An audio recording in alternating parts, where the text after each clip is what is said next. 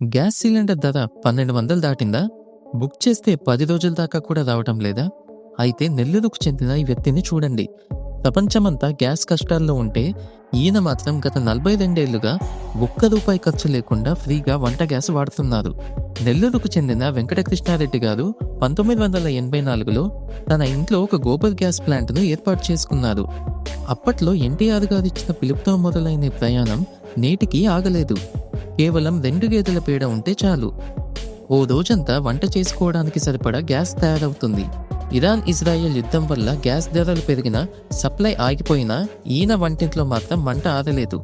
నిజానికి కరోనా మహమ్మారి వచ్చినా, యుద్ధాల వల్ల ఆర్థిక సంక్షోభాలు ముంచుకొచ్చినా ప్రతిసారి మనం మన పూర్వీకుల వైపు, మన పాత పద్ధతుల వైపు చూడక తప్పటం లేదు. ఎందుకంటే వాళ్ళు ప్రకృతితో మమేకమై బ్రతికారు.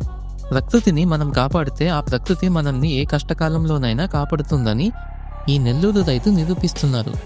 ఇలాంటి పద్ధతులను చూస్తే మీకేమనిపిస్తుంది? మీరు కూడా ఇలాంటి ప్లాంట్ పెట్టుకోవాలని అనుకుంటున్నారా? కామెంట్ చేయండి.